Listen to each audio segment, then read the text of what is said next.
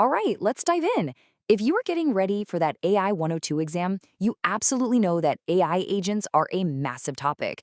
So today, we're going to break down exactly what they are and, more importantly, how you can really master them, not just to pass the test, but for building some seriously powerful apps.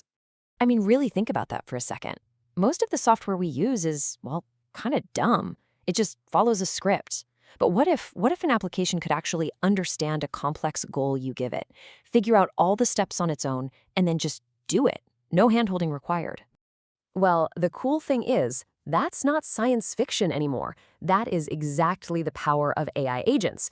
And over the next few minutes, we're going to see precisely how they pull it off, especially using the Microsoft Agent Framework. So first things first, what really makes an AI agent different from just a regular computer program? You know, it all boils down to one critical word: autonomy. See, that word right there, autonomously, that's the key. An agent isn't just a simple tool, like a hammer that you have to swing. It's much more like a super-powered assistant. You don't tell your assistant how to draft an email click by click. You just give them the goal. The agent, which is powered by generative AI, figures out all the rest. Here's the best way to picture it. A traditional program, it's like a train on a fixed track. It can only go where the track is laid out, and if something's in the way, it just stops. But an AI agent, that's like an all-terrain vehicle. It can find new paths, drive around unexpected obstacles, and still figure out how to get to the destination. Okay, so we get what they are conceptually, but how do we actually build them on Azure? Well, that's where the Microsoft Agent Framework comes into play. You can think of it as the ultimate construction kit for creating these intelligent assistants. This framework is going to be your best friend. It's an open-source SDK, which is just a fancy way of saying it's a pre-packaged set of code and tools that does all the heavy lifting for you. It handles connecting to the big AI models and provides the whole foundation, so you can focus on what makes your agent special, not on writing the same boring setup code over and over again. All right, everybody, listen up, because this is a big one for the AI 102 exam. While the framework is flexible, whenever you see questions about enterprise-grade stuff, top-notch security, massive scale, deep integration with other Azure services, the answer they're looking for is the Microsoft Foundry Agent. It's the supercharged, business-ready version. So let's quickly peek inside this toolkit. You've got the agents themselves, which are the main brain. Chat providers are how you connect to models like Azure OpenAI. Function tools, these are the agent's superpowers, and we'll talk a lot more about them in a second. And then you have systems for conversation management, so the agent remembers what you talked about, and workflow orchestration for when you have multiple agents working together. Quick pause for a second. If this video is helping you understand AI and Azure concepts more clearly, take just 1 second to hit the like button, so YouTube knows this content is useful. And if you're interested in learning more about AI, Azure, and real-world AI development, consider subscribing to the channel.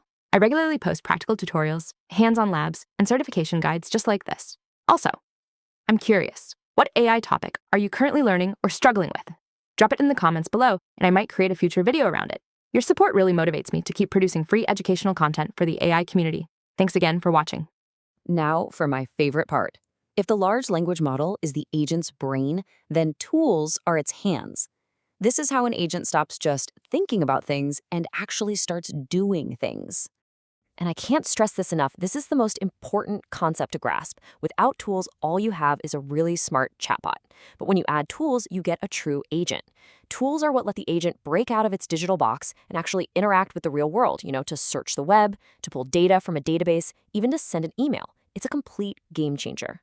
The great news is that the Microsoft Foundry agents come with some incredible tools right out of the box. I mean, without you doing anything, your agent can already run Python code with the code interpreter, dig through documents using file search, and browse the internet with web search.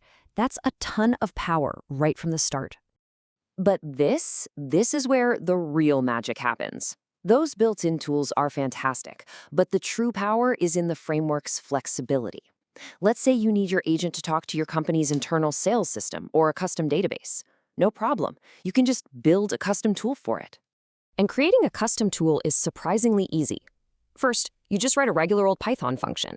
Then, and this is the key part, you add a special little line right above it called a decorator, at tool. Think of this as a neon sign you're putting on your code that tells the agent framework, hey, this function right here, it's a special skill my agent can use. Finally, you just register that tool with the agent. And that's it. All right, so we've covered the what. let's switch gears and get into the how. What are the actual code components you absolutely need to know to build one of these agents, especially for the exam? Okay, another major exam alert. You're going to want to remember these names. The Azure OpenAI Responses client is basically your pipeline to the Azure AI service. The agent class is the main object. It's where you define your agent and its personality. The agent session is super important. It's what manages the conversation history, so the agent has context. And, of course, tools integration is just the process of giving your agent all those cool superpowers we just talked about. Theory is great, but let's see how all of these pieces actually click together in a practical, everyday example. We're going to imagine an agent designed to process expense reports. So here's the setup. An employee has a file with all their recent expenses. They need our agent to read that file, create a quick summary, and then email it to their manager. This is a perfect task for an autonomous agent. Now, look at how the user asks. They're not giving a list of step-by-step commands. They are just stating their goal in plain, normal language. They're saying what they want, not how the agent should do it. So what's happening behind the scenes? Well, the large language model is smart enough to understand the user's intent. It picks up on keywords like summarize and email. And because we built a custom tool called Send Email and gave it a good description, the agent intelligently figures out, aha, this is the right tool for this job, and activates it. And there it is, the result. The agent successfully used the tool, which would connect to a real email service, and it got the job done. It took a simple, abstract request and produced a tangible, real-world action. And if there's one thing you take away from this whole explainer, it's this simple equation. The large language model provides the understanding, but it's the tools that provide the ability to act. That combination is what makes a true, autonomous AI agent. Okay, let's lock in the key takeaways for your AI 102 prep. First, agents need tools to take real-world actions. Second, for big, serious business apps, you're going to use Foundry agents.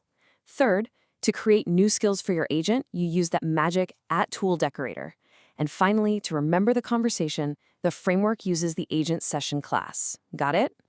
We've covered a lot today, but now you have the blueprint. You understand the core pieces and the incredible power of giving AI the ability to not just think, but to do. So the only question left is, what will you build? What tedious, complex problem are you going to automate with your very first agent? Thanks for tuning in.